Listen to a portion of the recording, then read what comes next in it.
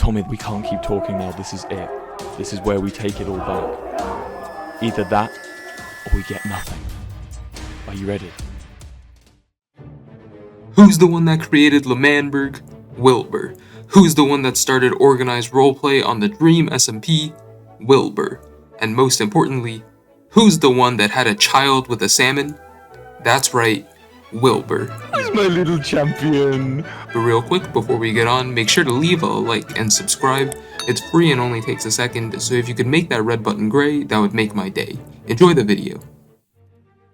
Wilbur is a man of his nation, whether that nation be a proper country, some button-infested ravine, or a literal campsite, and every time he makes a nation, Wilbur brings parts of himself into it. As the leader of each nation, the way the nation develops is up to him. At the same time, Wilbur himself is symbolized in the nations he establishes. Wilbur shapes his nation as much as he is shaped by the nation. However, every nation Wilbur is a part of meets an untimely conclusion. None of them have ever lasted and thrived into the present. Wilbur's legacy on the Dream SMP is nothing more than an explosion, whether you look at what he did before he died or what he did when he died. After he dies, though, Wilbur becomes Ghostbur. But what happens with Ghostbur is unusual. So far in the Dream SMP, we've seen two examples of ghosts, Ghostbur and Schlatt. Needless to say, they're very different characters. In this video, we're going to find out who exactly Wilbur Soot is on the Dream SMP. We're going to uncover what it means to become a ghost on the Dream SMP. Within the Dream SMP, Wilbur is one of the most important characters. So let's find out why, in an analysis of Wilbur, the Unfinished Symphony.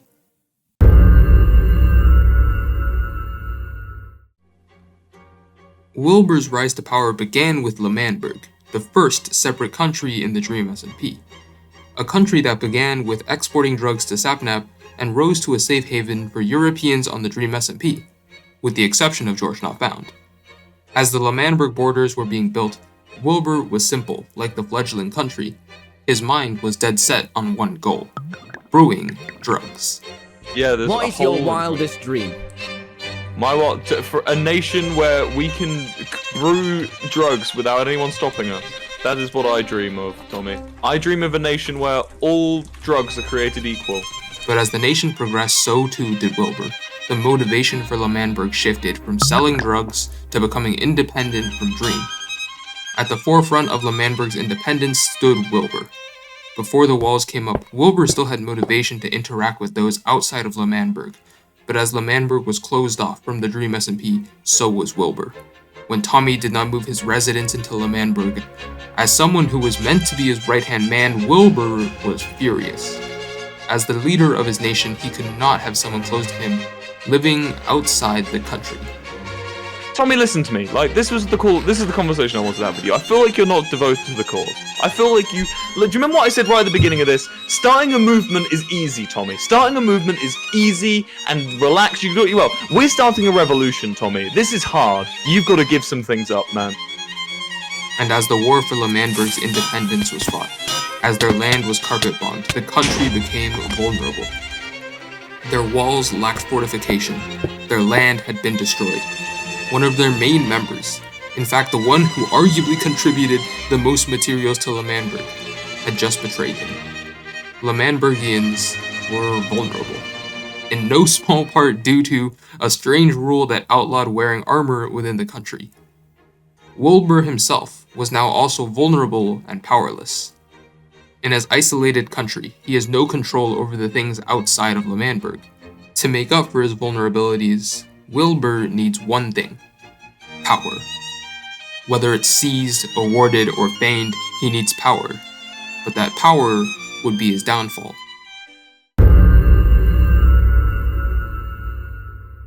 Once Wilbur is banished from Manberg, he founded a new nation, Pogtopia, otherwise known as the Cobblestone Cowboys. Pogtopia is a decrepit, poor nation, literally built in a cave. They walk on dirty bridges and rarely see the light of day. At the same time, Wilbur starts becoming dark himself. He turns to deal with the man he opposed, Dream, who once blew up Manberg. is now one of the closest allies of Wilbur. Yeah, Daddy Dream! Instead of the glorious nation of Manberg proudly stood in the middle of the Dream SMP, Pogtopia is tucked away, hidden from plain sight. And instead of turning to a noble revolution, which Wilbur would eventually have to resort to after being convinced by Tommy, Wilbur opts for sabotage, sending Tubbo in to dismantle the nation from the inside. He even proposed to become a close trade partner with the Dream SMP and Manberg. Pogtopia would sell Pogtopia's potatoes, or Pogtatoes for short, but export a poisoned supply. Yeah, and then we just start distributing to the people. We signed a trade deal with Manberg, and then we poison them. At the same time, Wilbur sheds the Manberg suit in place of a brown trench coat. He's abandoned his connection with Manberg, and in the same way, has abandoned his connection with Manberg's ideals. He wished to create a safe haven away from the tyranny of Dream, yet attempted to create a tyranny himself. Manberg is a place that meant safety for him and his people. But in Pogtopia, no longer does Wilbur hold these principles. Not only does he side with Dream, a man with quantities of TNT only accessible with creative mode, Wilbur even continuously removes the safety railings in Pogtopia. But look, okay, Tubbo. Oh, God! It's okay. Tubbo, Sorry. Tubbo, don't, Yeah, don't, wait, give me a... Tubbo, What did I please, tell you about please, the have some child mind. railing? Have some mind. Wilbur has thoroughly abandoned his connection with Manberg, and with it, his values of safety. But even if Wilbur has separated from Manberg, that doesn't mean Manberg, or Manberg now, has separated from Wilbur. As Manberg is becoming more open to the Dream SMP, so is Wilbur. As Manberg continues to deteriorate, Wilbur becomes more chaotic and unpredictable. And finally, when Manberg dies, Wilbur dies. And guess what? When Manberg returns, so does Wilbur. But like Manberg, he returns in a way completely different from his original self.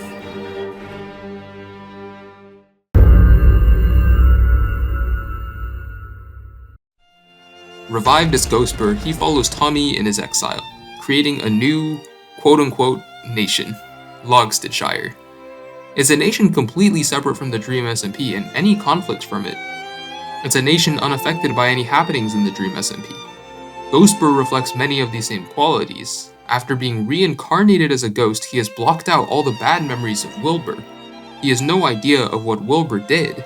In his memory book, he has completely omitted any part of Wilbur's downfall. Ghostbur is oblivious to the conflicts within the Dream SMP, just as Logstedshire is isolated from it. In Manberg, the people are celebrating a new era of peace under Tubbo. Besides Tommy's exile, Manberg is completely unproblematic, even finding the time to hold a whole Christmas festival. Ghostbur spends this time peacefully building lanterns and living in his sewers. He returns to his roots, brewing invisibility potions and documenting history. While Wilbur was chaotic and destructive, much like Manberg under Schlatt, Ghostbur is at peace. While we're on the topic of Ghostbur, it's the perfect time to look at ghosts on the Dream SMP. So far, we've seen two ghosts, Ghostbur and Schlatt. But they're undeniably very different. While Ghostbur is completely oblivious to Wilbur's chaotic side, Schlatt seems to remember everything about Schlatt's relationship with Quackity, and even continues bodybuilding. Admittedly, there's some inconsistencies with the lore here. Apparently, Schlatt and Dead Schlatt are canonically the same character, as revealed shortly before Quackity visits Dream in prison, and that Dead Wilbur and Tommy have come to Schlatt's gym, which completely contradicts what Tommy heard in the afterlife, that Schlatt's been asleep for 3 months. But still, we have the values of each of these ghosts. Ghostbur has returned to brewing drugs, and Schlatt's priorities are working out and drinking protein shakes. Even with just these two examples, we can get a pretty good idea of what becoming a ghost means on the Dream SMP. It means forgetting all the bad and becoming reduced to what's most important to you. And with that in mind, this means that what Wilbur truly wanted to do all along is settle down and brew potions. All he wanted to do was make drugs and make friends. His blue drains people's sadness. All Wilbur wanted to do was make people happy. And for Ghostbur, any memory that showed him doing anything otherwise was erased. Even when he remembers dying to Phil, he's satisfied, knowing that people were happy that Wilbur was dead.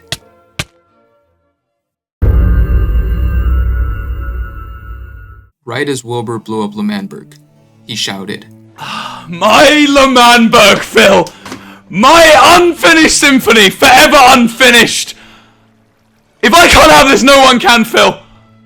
From Ghostbur's memories, we have a rough idea of what made Wilbur happy. Manberg made Wilbur happy. The revolution made him happy. And he was happy because those things made others happy. But in the end, Wilbur was unable to make people happy.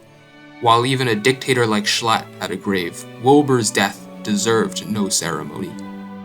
Manberg symbolizes happiness for Wilbur, and just like Wilbur's attempts to make those around him happy, Manberg was rid from the Dream SMP. Wilbur's unfinished goals, forever unfinished. If he can't be happy in the end, if he can't have Manberg in the end, then no one can. Thanks for watching. Hopefully you all enjoyed that. Make sure to leave a like and subscribe so you don't miss out on future content like this. And with that said, I'll see you all next time.